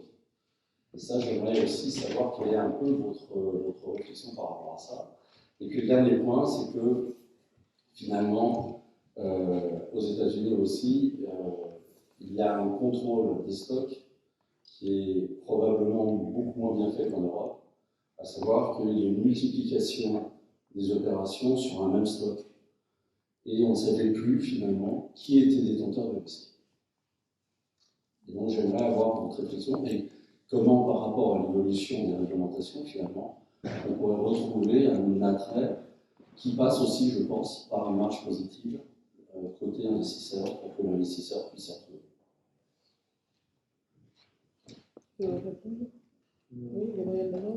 Ok, merci. Je vais commencer sur les agences de rating. Je vous suis complètement et je viens de répéter en fait les transactions publiques ont beaucoup d'informations grâce notamment à la réglementation et elles ont un rating. Quasiment toutes les titrisation de funding ont un rating et elles sont ultra transparentes. Et puis après, on peut en effet faire de la relative value, quel est mon risque. Et puis, bon, tout le monde n'est pas spécialiste du corporate debt, de la dette bancaire, des souverains. Donc, ça permet un bon équilibrage. Les transactions privées n'ont pas de rating. Les transactions privées sont synthétiques. Les transactions synthétiques font du transfert de risque. Sur le transfert de risque, on a moins de transparence que sur une transaction publique. C'est comme ça. L'investisseur d'une transaction privée synthétique, lui, il est ultra spécialisé, ultra compétent. Il connaît toute la réglementation des bouteilles de champagne, du marché du neuf, du marché de l'occasion. Il travaille très bien sans les agences. Il a passé beaucoup de temps sur le collatéral. Lui, je pense, il ne va pas faire trop de relative value. Il est dans sa niche, il est bien, et il s'en sort très bien. S'il ne s'en sortait pas, il fermerait la boutique. Donc, voilà sur le premier point. Le deuxième point, c'est les histoires de demain, en fait. Alors, en effet, une des deux conditions nécessaires pour la titrisation, c'est que, bon, déjà, il faut que le collatéral soit homogène, granularité, j'en passe d'ailleurs, mais il y a aussi, il faut que ça tienne la route économiquement. Pour ça, il doit y avoir le collatéral qui a vocation à être titrisé doit avoir une certaine marge parce qu'il faut bien financer tous les créanciers du senior jusqu'à la première perte. Alors, quand l'économique de la transaction ne fonctionne pas, en général, souvent c'est du retail. exactement comme il y a des covered bonds qui ne tiennent pas très bien la route économiquement, mais ils sont conservés par l'émetteur pour le covered bond. Là, c'est l'originateur qui va conserver une transaction qui ne sera pas forcément rentable, mais il pourra utiliser la tranche senior comme collatéral. En revanche, le marché est ainsi fait, si c'est placé ou si c'est synthétique, transfert de risque, à ce moment-là, ça tient la route. Sur le transfert de risque, on va comparer l'économie. Alors là, je parle du transfert de risque bancaire. On va comparer l'allègement, l'économie de risk-weighted assets, d'actifs pondérés par le risque, qui sera au dénominateur des ratios prudentiels. Donc j'allège mon dénominateur, je vois ce que ça m'améliore en termes de ratio et qu'est-ce que ça me coûte sur les intérêts à payer sur les tranches seniors. Là, je dois dire, je pense que ça marche pour tout le monde. Enfin, il y a de l'offre et de la demande. Au moment de la transaction, voilà, tout le monde est, tout le monde est content. Et vous aviez une troisième question sur la multiplication des risques. Où se trouve le risque? Là, c'est la beauté du tranching. Hein. On sait que il y a les premières pertes et ainsi de suite. Donc, on sait aussi que la retitrisation est devenue interdite. C'est-à-dire qu'on ne peut pas titriser des tranches de titrisation. Donc, ce qu'on appelait autrefois la sécurisation square, la titrisation au carré, c'est terminé. De la même manière, l'originate to distribute n'a jamais vraiment été le cas en Europe continentale, un tout petit peu dans les îles britanniques, mais jamais en Europe continentale. Et c'était en revanche un énorme sujet aux États-Unis avec les subprimes. Sur ce sujet, Noël, Un petit commentaire sur les coûts. C'est vrai que souvent, on voit qu'il y a quand même une amélioration du coût des opérations, parce que la première opération sur un actif, elle demande énormément de recherche, et au fur et à mesure des opérations, en fait, il y a une vraie contraction de la valeur, et du coup, le coût de transformation est de moins en moins cher pour les investisseurs. Donc, normalement, ça va dans le bon sens au fur et à mesure du développement d'un marché sur un actif donné. Oui. Sur le coût des opérations, donc, à niveau de titrisation publique, c'est un marché très ouvert, donc c'est très facile à voir si le prix est bon ou non, parce que les investisseurs y arrivent ou non. Dans le marché de la titrisation synthétique, c'est beaucoup moins transparent et où il n'y a pas un marché secondaire, le coût est aussi dicté par la réglementation. Et on a aujourd'hui un conflit qui en arrive entre l'Europe et les États-Unis, parce que le monde de la titrisation synthétique était surtout concentré dans l'Union européenne, grâce à la CRR, la Capital Requirements Regulation, qui permet à les banques européennes d'utiliser cet outil qui n'était pas du tout développé dans les États-Unis. Mais dans les derniers mois, ça a commencé aussi aux États-Unis, et donc on va avoir un différent bénéfice en utilisant un outil en Amérique ou en Europe sur le même produit, mais simplement parce que la réglementation peut donner un différent bénéfice. Donc, il est très nécessaire pour maintenir la compétitivité des banques européennes que même la réglementation et les bénéfices qui sont donnés par une protection dans une titrisation synthétique en Europe soient comparables aux États-Unis. Sinon, ce qui se va passer, c'est que les investisseurs qui aujourd'hui sont concentrés sur le marché européen vont s'émigrer sur le marché américain, dans un contexte où les investisseurs qui sont plus spécialisés ne sont pas beaucoup, et dans un contexte où les banques américaines vont utiliser beaucoup plus cet outil, et en plus on a aussi besoin de plus de capacités à niveau bancaire pour tout ce qui s'appelle les clean finance, etc. D'autres questions?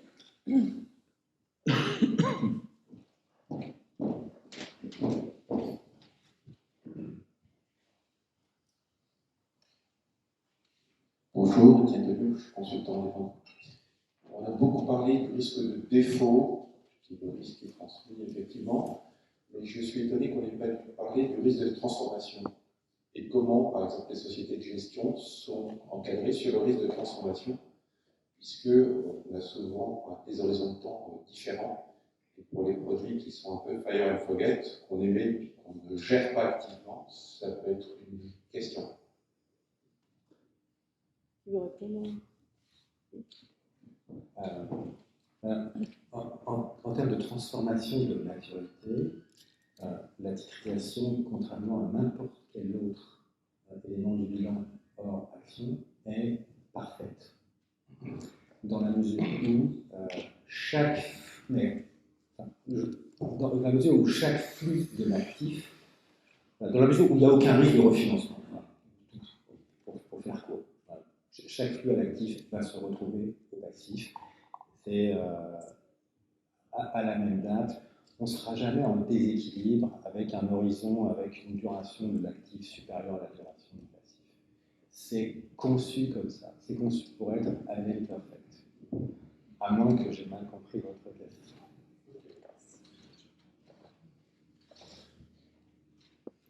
Oui, après, vous avez raison sur le monitoring des actifs sous-jacents. Faut pas, le forget est assez, peut avoir aussi une autre résonance. Ça dépend des Et fonds, ça- mais il y a beaucoup de fonds, il y a un mismatch fort. Alors, je pensais à une titrisation, beaucoup de titrisation synthétique et traditionnelle, où le collatéral est figé. Il n'y a aucune rotation dans ce collatéral.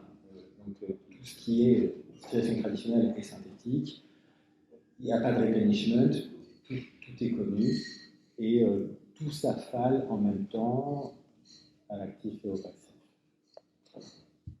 Et si ça s'avale trop vite, c'est le passif qui souffre par le bas. Bonjour, Michel Cotet, directeur général CIAJ, Société de caution. Donc, je viens d'apprendre que la CIAJ est le deuxième acteur de titrisation synthétique en France, derrière BPI, puisque nous permettons aux banques de transférer les risques. Alors, il n'est pas forcément horizontal comme la titrisation, il est plutôt vertical. C'est-à-dire qu'on a un partage de risques avec un alignement d'intérêt. Et cette titrisation est autonome, dans le sens où on ne recèle pas au marché. Est-ce que c'est à peu près ça comme descriptif? Donc, est-ce que la titrisation est un sous-marché du cautionnement, ou l'inverse? Et deuxièmement, je n'ai pas entendu le partage, j'ai entendu transfert, tranchage, mais je n'ai pas entendu le partage. Autrement dit, est-ce qu'une titrisation peut être aussi partielle, avec un partage équitable entre celui qui transfère et celui qui transfère, dont les risques sont transférés. Donc partage, non pas transfert, pas tranchage. C'est beaucoup.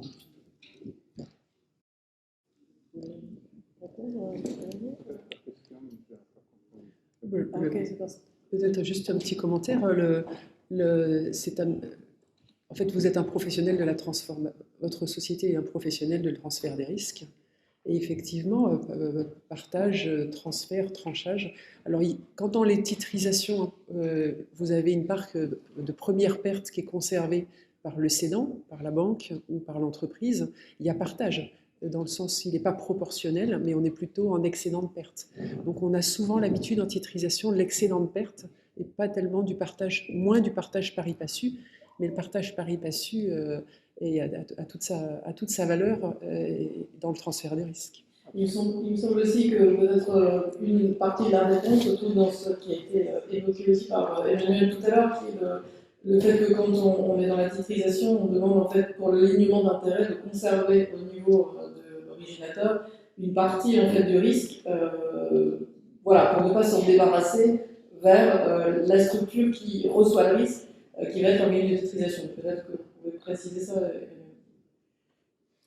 Non, mais je n'ai pas grand-chose à ajouter, parce que Nolwenn le disait, quand il y a, à partir du moment où il y a une part qui est conservée, je ne sais pas si c'est transfert de risque, partage de risque, mais il y a effectivement de facto bien un partage du risque entre l'investisseur et la banque qui conserve une part des premières pertes. Donc, c'est une question de vocabulaire, mais je ne pense pas que ça change le fond. Gabriel? Oui, juste pour mettre un petit peu d'image, le partage peut être vertical ou horizontal, c'est-à-dire vertical, ce serait je garde une portion de tout le risque sur tout le collatéral, un alignement linéaire, ou si c'est horizontal, c'est moi aussi j'ai du skin in the game, c'est-à-dire je suis exposé sur les premières pertes, et donc je suis solidaire dans les pertes avec les créanciers de la titrisation. Dernier élément que j'ajouterais, c'est important encore une fois dans le crédit du collatéral des banques, le risque, quand on a des prêts qui sont full recourse, encore une fois, le risque il est sur le débiteur, il n'est pas seulement sur le prêt. Et c'est dans l'intérêt des banques d'avoir des débiteurs sains. Et quand on titrise des créances de débiteurs sains, ben, en fait, les banques, elles connaissent leurs clients, et c'est pour ça aussi, et c'est une spécificité européenne, c'est que contrairement, les banques européennes ont eu beaucoup plus recours à la titrisation en qualité d'originateur, structureur un peu et investisseur que les banques américaines qui étaient moins là en termes relatifs sur l'origination et beaucoup plus là à Wall Street pour la structuration. Moi, je me pose une question, Gabriel. Est-ce qu'il y aurait une valeur dans le développement du marché à avoir justement un partage horizontal, c'est-à-dire en proportionnel, plus qu'en excédent de perte, en vertical? C'est vrai, souvent on observe que ce sont les premières pertes qui sont prises et conservées par celui qui est à l'origine de la titrisation. Est-ce qu'il y a un mérite ou est-ce qu'il y a des considérations particulières de choisir de garder des premières pertes ou au contraire de céder en proportionnel? Les deux sont possibles, mais pourquoi? Et c'est vrai qu'on choisit plutôt la rétention beaucoup plus souvent que le partage en proportionnel que vous mentionniez. Mais à niveau de titrisation classique, normalement, on a la rétention de pertes par la banque parce qu'il veut coloquer la portion moins chère, donc la portion bien notée. Les coûts de la vente de la portion plus risquée, c'est trop élevé, et donc il n'y a plus de marge dans le portefeuille. C'est une bonne raison. Je pense que ce soit la seule. Mais tu avais demandé aussi le rôle de la caution dans ce monde-là. La caution, c'est très utilisé et en général, la garantie, l'assurance sont très utilisées et le partage en proportionnel, c'est très utilisé dans le monde bancaire. Il y a plus ou moins 300 milliards d'euros de prêts qui sont garantis ou assurés par des compagnies d'assurance, de caution, etc. Qui donnent une libération de capital dans le cadre de la Credit Risk Mitigation, qui est un autre framework dans la réglementation bancaire qui est très utilisé. C'est beaucoup plus simple parce que c'est très facile d'assigner les pertes aux opérateurs. Au contraire, dans le monde de la titrisation, on ne sait jamais si le niveau de pertes transférées est suffisant pour justifier aussi un transfert de risque et une amélioration du niveau de capital. Il faut redire, et je termine ici, qu'au niveau de réglementation, on y a pensé beaucoup. On a écrit trop, je pense, parce qu'aujourd'hui, il y a plus ou moins 1000 pages qui décrivent dans le détail comment on doit faire une titrisation synthétique. Ça fait beaucoup. Et ça rend très difficile pour les banques les plus petites, les moyennes, d'y participer. Aujourd'hui, le marché s'est concentré dans 10-15 grands opérateurs dont la BNP c'est un des principaux. Mais c'est très difficile pour quelqu'un qui n'est pas Deutsche Bank, BNP, Barclays, Unicredit de faire une opération. Et ça, c'est pas dans les marchés il y a comment c'est, level playing field entre banques différentes. Avez-vous d'autres questions?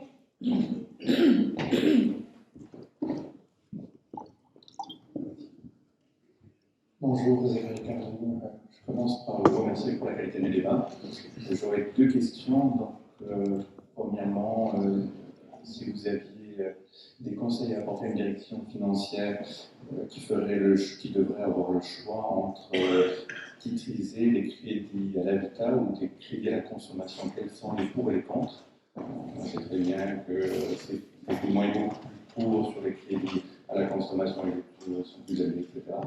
Et la deuxième question est, sachant que dans le bilan bancaire, ces dernières années, les taux sont très bas, on a été contractés avec des taux très bas, avec l'option de remboursement, les options en les crédits, etc.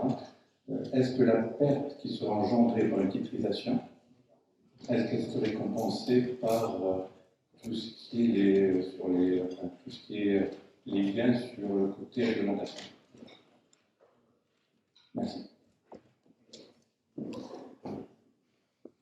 Merci pour Pour le commentaire et pour les deux questions, alors sur la première question, il faut regarder. Je pense que la première question, la question à se poser, bon, une fois qu'on sait que juridiquement on peut titriser le collatéral, c'est la marge sur le collatéral. Parce que c'est cette marge qui va servir à rémunérer tout le monde, du senior jusqu'à l'actionnaire, jusqu'au porteur de l'equity, celui qui aura le revenu résiduel.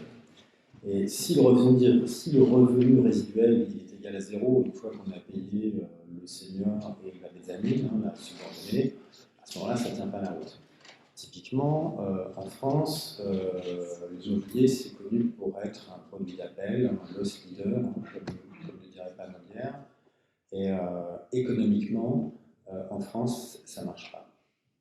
C'est parce que les mortgages ne sont pas pricés au risque, parce que l'intérêt de l'immobilier, c'est de capturer un client pour décliner après plein d'autres choses, une fois que le client a son compte qui est capturé dans la banque parce qu'il a pris son immobilier là-dedans. Inversement, pour le crédit à la consommation, le crédit à la consommation est margé, il y a de quoi rémunérer toute la capital structure d'une titrisation, et auquel cas, surprise, ben, qu'est-ce qu'on voit sur le marché aujourd'hui? Alors, le financement de l'immobilier, notamment par la grâce du régulateur qui les traite de façon totalement différente, ça va plutôt être par les cover bonds. Pas beaucoup de disclosure, pas de due diligence, que du marché public, on marche au routine, tout va bien, c'est très bien. La BCE est là quand ça ne va pas pour la liquidité, etc. Donc l'immobilier, c'est plutôt les cover bonds. Et là où, dans des juridictions où il y avait les mortgages qui étaient normalement pricés, bon, elles se sont pris la réglementation en vent de face, donc c'était la Hollande, typiquement. Bon, la Hollande, ils ont fait du darwinisme réglementaire bien appliqué. On arrête le marché public des RMBS et on va faire des cover bonds comme tout le monde, puisque c'est ce que le régulateur nous demande de faire. Les banques, sinon, qu'est-ce qui nous reste? Donc la consommation, les prêts auto.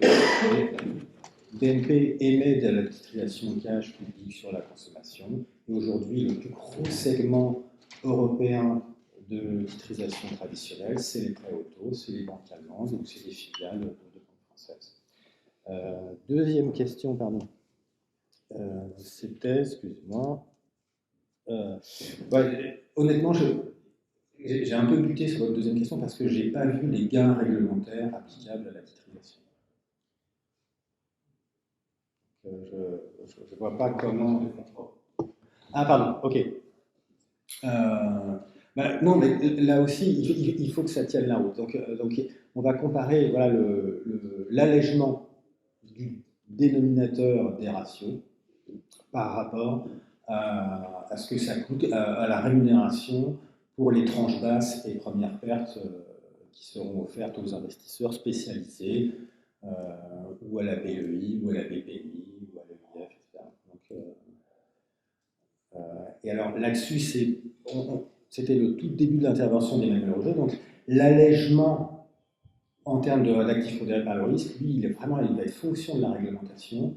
Donc une titrisation synthétique, c'est le bas du passif, hein, là où le risque est le plus concentré qui va être externalisé. Donc ce sera le risque significatif qui sera transféré. Le risque qui va rester sur le bilan de la banque, ce sera la tranche senior. Et donc ce sera très important à ce moment-là de voir quelle sera la pondération du risque de la tranche senior. Et notamment, donc, on parlait de l'output floor, donc c'est cette espèce de plancher donc, où pour un risque en méthode interne donné, la pondération ne peut pas être inférieure à 75% de la pondération en méthode standardisée. Et donc, un des gros enjeux de CRR3, de l'amendement Boyer, ça a été de faire baisser ce plancher de méthode standardisée pour qu'une transaction synthétique dont la tranche senior est nécessairement n'est pas distribuée et restera sur le bilan prudentiel de la banque, que ce soit le moins pondéré possible. Vous voulez ajouter quelque chose ou... Non, j'étais un peu inquiet quand Gabriel disait qu'il n'avait pas vu le gain prudentiel sur les opérations de titrisation. Je me suis dit que bon, BNP avait donc d'autres objectifs, ça nous va bien aussi, mais j'ai été rassuré quand même. On parle bien du même langage. Une dernière question peut-être? Les deux dernières. On va peut-être les prendre toutes les deux. Et puis, Vous avez fait fort. Bonjour, Baptiste Huguen, Fédération bancaire française. Je vais devoir prendre la balle au bon parce qu'on a parlé P-Factor et output floor. C'est plutôt pour Emmanuel Rocher. Et si le risk weight floor serait aussi inclus dans les discussions. Et on a parlé covered, on a parlé titri. Et est-ce qu'au niveau de la LCR, pareil pour le HQLA, dans les discussions à venir sur le plan de 2025-2027, ce serait pris en compte? On peut prendre la deuxième question. oui, on prend la deuxième question. Julia Tupansova, BNP Paribas. J'ai une question suivante. Comment la titrisation permet d'atténuer et pas renforcer le risque d'aléa moral dans le secteur de l'assurance?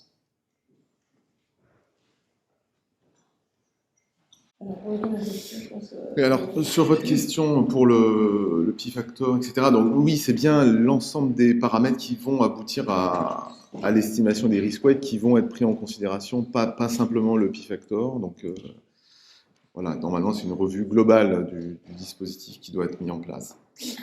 Sur le LCA, excellente question, c'est aussi un élément clé de comparaison entre les covered et puis la titrisation.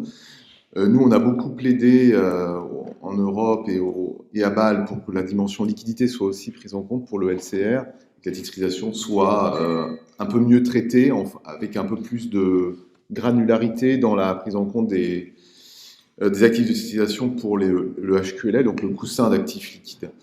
Pour l'instant, je dois dire qu'on n'a pas été très entendu, donc je ne suis pas très optimiste sur ce volet-là, je le suis davantage sur le volet solvabilité, exigence de capital, quoi.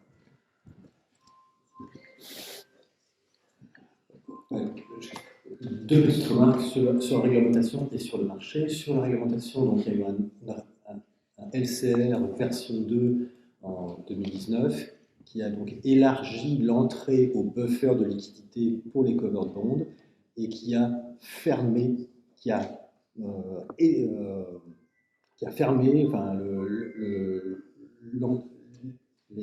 l'accès au buffer de liquidité pour une grande partie des titrisations, celles qui n'étaient pas STS et celles qui n'avaient pas un rating AAA. C'est incroyable, alors que sur le marché, il n'y avait aucune dégradation sur la titrisation, et ni en absolu ni en relatif par rapport au covered bond. Deuxième chose, indépendamment de la réglementation, ce qu'on a vu sur le marché britannique au moment quand Liz Truss avait présenté son budget, panique chez les assureurs, parce que là, justement, alors là, ils avaient la LM qui allait dans le décor avec la hausse des taux. Ils ont vendu l'argenterie, ce qui allait être plus liquide. Et ils ont balancé donc beaucoup de BWIC, Bid Wanted in Competition. Et qu'est-ce qui a été énormément vendu? Le plus liquide, beaucoup de titrisation. Donc, et alors ça, je pense que les régulateurs...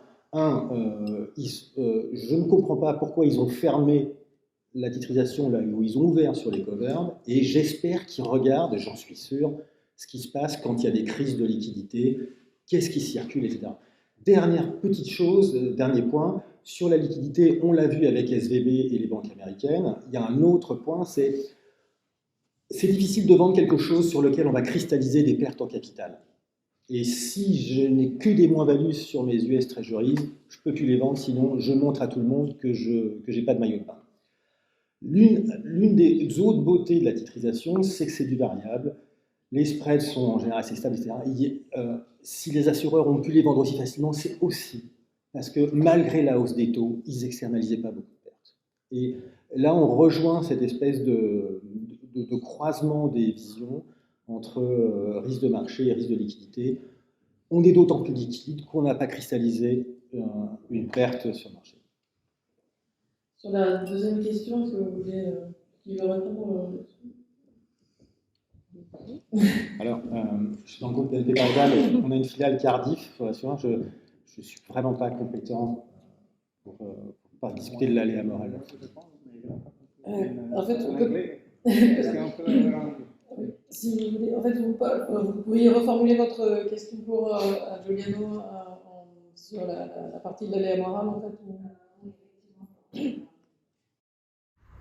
Aléa morale, ça veut dire qu'en télésticrisation, donc, on est censé prendre plus de risques et de contrôler moins la qualité de sous-jacent. Du coup, souvent, dans l'assurance, on profite de titrisation, mais on accorde moins d'attention aux sous-jacents. Ça, c'est malheureusement le risque. Et ma question, c'est comment atténuer le risque avec la titrisation et pas le renforcer. Ce risque de morale hasard.